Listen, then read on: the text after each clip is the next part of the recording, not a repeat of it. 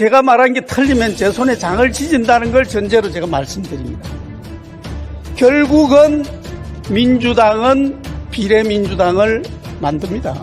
정의당을 비롯한 4개 정당 여러분들은 민주당이 그토록 목을 매는 공수처 법안 통과를 위해서 들러리를 서셨다는 것을 내년 4월에 알게 되십니다. 국회 역사에서 이 악순환의 역사에 분명한 오점을 남기셨습니다. 잘못된 관행은 앞으로도 우리 국회를 수렁으로 몰고 갈 그런 여지를 충분히 남기신 겁니다. 지금이라도 의장께서는 본인의 처신에 대해서 심각하게 고민해 주시기 바랍니다. 오늘 일방적인 선거법 처리가 있었습니다.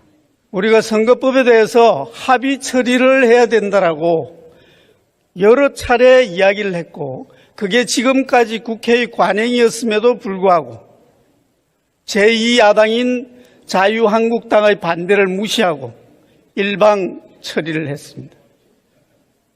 다수당이라고 해서 일방적으로 선거법을 자기들한테 유리하게 고치기 시작하면 계속해서 자기들이 이기는 쪽으로만 선거법을 고치게 되는 겁니다.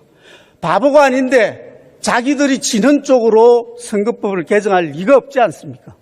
그러면 그 사람들은 계속 다수당이 되고 그 사람들의 의석수는 많아져가지고 계속 그쪽으로 유리하게 고쳐질 게 아니겠습니까? 그렇게 되면 국회의 독재, 결국은 일당 독재의 문을 열어놓는 꼴이 아니고 뭐겠습니까? 그래서 지금까지 우리 선배 의원들은 적어도 선거법의 룰만은 여야의 합의로 그리고 야당의 숫자가 아무리 적다 하더라도 야당과의 합의를 전제로 선거법을 개정해 왔습니다. 그럼에도 불구하고 이번 20대 국회에서는 지난 1년 동안 민주당이 소수 당들과 힘을 합쳐서 1년 동안 연동형 비례대표제라는 결국은 이게 누구한테 유리할지는 모르겠습니다만 그 원칙을 관철하기 위해서 1년 동안 제1야당을 무시하고 일방적으로 독주해서 오늘 그 법안이 통과되었습니다. 존경하는 국민 여러분 그리고 선배 동료 의원 여러분, 오늘 통과된 이 연동형 비례대표제가 과연 민주당에게 유리한 선거법이겠습니까? 아니면 정의당에게 소수 4개의 야당에게 유리한 선거법이겠습니까? 제 손에 장을 지지고 이게 제가 말한 게 틀리면 제 손에 장을 지진다는 걸 전제로 제가 말씀드립니다. 결국은 민주당은 비례민주당을 만듭니다. 이번에 이 막강한 권한을 행사하는 국회의장을 보셨지 않습니까? 국회의장은 일당이 차지하게 됐습니다. 그런데 우리 자유한국당이 국민들에게 입장을 분명히 밝힌 바와 같이 비례한국당을 만들어서 제1당이 되는 것을 민주당이 보고 있을 리가 만무합니다. 권력의 속성을 제가 봐왔습니다. 권력의 속성상 분명히 민주당은 김재경 의원이 손에 장을 지진다고 했으니까 김재경이 손에 장을 지지게 하기 위해서라는 이유를 대더라도 비례민주당을 만들 겁니다. 100% 확신합니다. 자, 그러면 그 연동형 아래서 비례한국당도 만들어지고 비례민주당도 만들어집니다. 그러면 정의당을 비롯한 4당의 입장은 어떻게 되는 겁니까? 우리 당의 어떤 의원님께서 이렇게 표현하셨어요. 개털이 된다고 말씀을 하셨습니다. 정확한 손익계산서를 분명히 되짚어 보시기 바랍니다. 정의당을 비롯한 4개 정당 여러분들은 민주당이 그토록 목을 매는 공수처 법안 통과를 위해서 들러리를 서셨다는 것을 내년 4월에 알게 되실 겁니다. 공수처법은 반대편을 죽이기 위한 법이다. 탄압하는 법이다라는 겁니다. 아니 뭐 잘 운영하면 되지 뭐 잘못하면 그렇게 될 수도 있겠지. 아마도 민주당 의원님들은 이렇게 생각을 하실 겁니다. 물론 아주 선량한 DNA를 가지고 있는 사람이 그야말로 고위공직자 잘못한 것만 바라보도록 운영을 하면 그렇게 되겠죠. 그런데 권력이 그렇습니까? 그리고 이 법의 내용 중에 이미 그렇지 못한 DNA를 엄청나게 심어놨어요.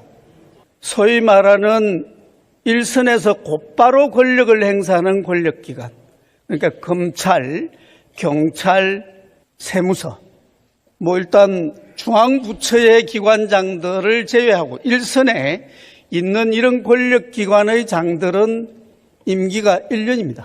이거 왜 1년으로 하겠습니까?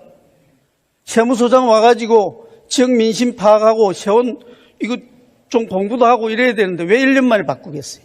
지방검사장은 왜 1년만 하고 보냅니까? 지방경찰서장, 청장은 왜 그럴까요? 그 이유는 표적 수사 내지는 표적 감찰을 불가능하게 하기 위해서입니다. 가령 예를 들면 어떤 사람이 나쁜 마음을 먹고 어느 지역의 검사장을 갔다 이거지. 그 지역에 A라는 사람이 마음에 안 든다.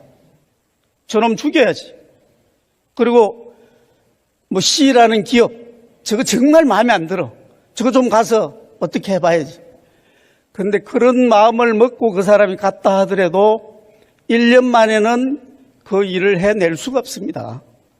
그 사람에 대한 정보를 모으는데 제 경험으로는 6개월 정도 걸립니다. 그리고 그걸 계획을 잡아서 실행을 해서 성과를 내려 그러면 그러기 전에 이미 자기 임기는 끝납니다. 그래서 보다 실질적으로 권력이 운영될 수 있는 쪽으로 그걸 미루고 어떤 사람의 개인적인 의견에 따라서 표적 수사나 감찰을 할 수 없도록 하기 위해서 그런 기관의 기관장들 임기를 1년으로 해놓습니다. 그런데 공수처장의 임기는 3년입니다. 이 3년 동안 40명의 인원을 데리고 어떤 사람에 대한 집중적인 사찰 내지 표적 감찰이 얼마든지 가능하게 되는 겁니다. 그런데 임명은 대통령이에요. 그러면 누구의 눈치를 보고 누구 입맛에 맞는 감찰이나 사찰을 하겠습니까? 뻔한 겁니다. 공수처는 반대편을 사찰하고 얼마든지 죽일 수 있는 그런 조건을 고루고루 갖추고 있는 기구다. 그래서 저희들은 반대를 한다. 이번에 드러난 울산시장 선거 개입 사건을 보십시오. 그리고 제주시장 선거, 제주지사 선거, 뭐 등등등. 그리고 소위 말해서 적폐 수사라고 해가지고 무리한 수사를 해서 생떼 같은 변창훈이 뛰어내려서 죽게 만들고 이재수 사망하게 만들고 그리고 청와대 파견 갔던 검찰 수사관까지 죽음에 이르게 하는 이 정부의 DNA가 이 공수처를 그렇게 순수한 목적으로 운영할 수 있다고 생각합니까? 아니죠. 절대로 그런 DNA가 있다고 저희들은 생각할 수 없습니다. 그래서 이 공수처는 자기들과 반대되는 마음에 들지 않는 사람을 죽이고 사찰하는 그런 기구가 될 것이다. 그래서 저희는